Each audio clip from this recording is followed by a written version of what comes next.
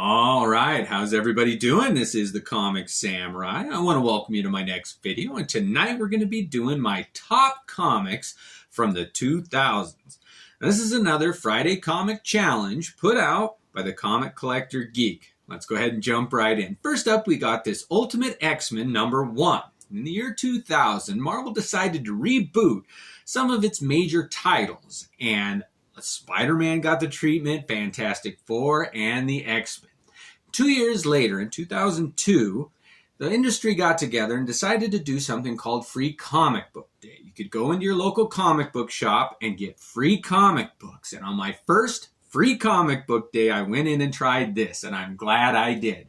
I ended up liking that Ultimate line, and my favorite of all the titles that got the Ultimate treatment was this Ultimates, and it was the Avengers version of a 2000s updated storyline, and it really did fit that era. I enjoyed this one of all the Ultimates the most.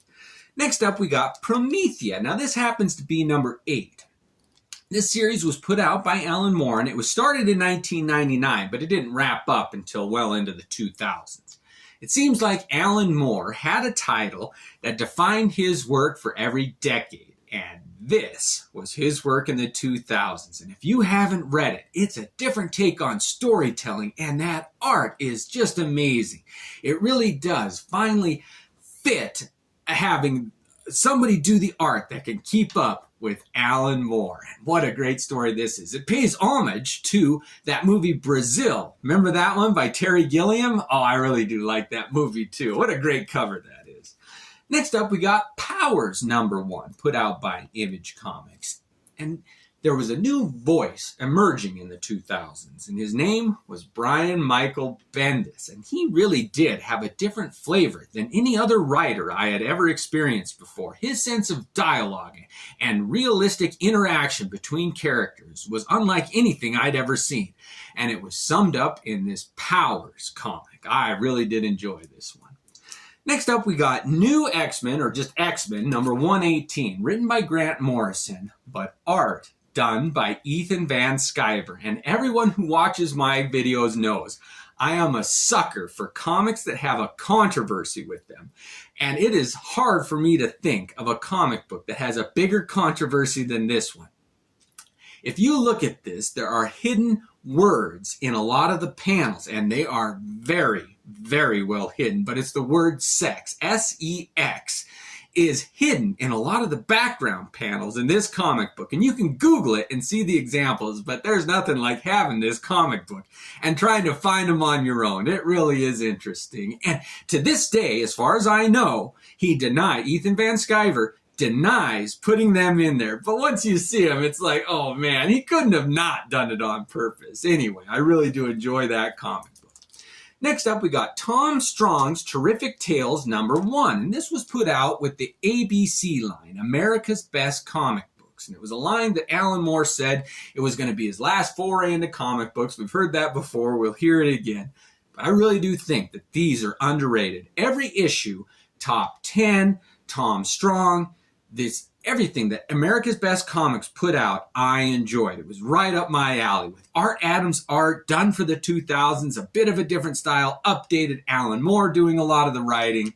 It was a great line. Next up, we got The Pro #1, written by Garth Ennis. And what makes this one interesting is that it was a one-shot, but it introduced me to the work of Amanda Connor.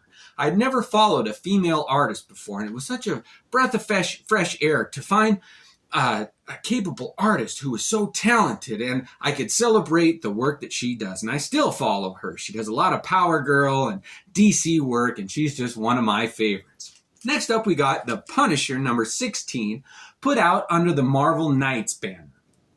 This was a little bit more mature. It was a little different take on the Punisher-Wolverine fight. Everybody remembers that one done by Jim Lee in the 90s, early 90s probably. It might have been 80s. Anyway, this is their fight in the 2000s, and it defines their relationship. There are two moments that just stick out in everybody's mind. One, the Punisher blows Wolverine's face off, so just his adamantium skull is revealed, and he can't talk right because he doesn't have any lips. And the other one is the Punisher drives over him with a steamroller. Oh, it's something to see. It really is their best fight, in my opinion. Next up, we got a strange comic called The Filth, written by Grant Morrison. And it was unlike anything I'd ever seen before. It was definitely more of an adult-themed comic book, a little bit surreal. And you can tell by this cover that when you read this, you were in for something different. But it was still entertaining. It had that comic book flair to it, science fiction, a little bit of mystery, and it just really is a series that I can't recommend enough. I really enjoyed this one. Next up, we got The Flash, number 197. And DC was not going to be left behind in this decade, and they came out with this series that really introduced the anti-Flash, or what they called Zoom. And I really think this is the greatest Flash villain that has ever been created. You get to know his history, his relationship to the Flash, and he was introduced in this comic book, and what a great cover. It kind of harkens back to the old Silver Age where they'd introduce a villain, and I think this is a great comic. Next up, we got Thor Vikings, number 1. And this was put out under the Max line. And this was a line put out by Marvel so they could do more rated R or more adult-themed comic books. And this one is one of the goriest comic books I have ever read. And to see Thor in a gory comic book with cursing, it is something to behold. But that evil Viking that he fights is really an evil character. I just was delighted to see how he'd deal with this. And that art, those covers done by Glenn Fabry, I just enjoyed every panel of those comic books. Next up, we got Secret War, number 1. And this was the big battle, the big crossover, the big event for Marvel comic books in the 2000s. With great art, good writing, and it was paranoia. It summed up a lot of the things that was going on in the background in the political theater of the world. And this was a series that defined the 2000s. All right, last up for part 1 is Superman number 203. And this was my all-time favorite comic book put out in that era. It had a great cover done by Michael Turner, and I could tell that he helped out a lot with the art inside. It's a story of an updated Superman, and you don't know what's real or what's not, and he's kind of existing in 2 different places at once. But that art, I had never seen Superman colored like that, and it took me 30 years of collecting comic books to finally see my Superman drawn how I wanted him to be drawn, and it's summed up in this beautiful cover. Well, join me for part 2, where I continue our journey of the best comic books put out in the 2000s. Thanks a lot. Have a great night.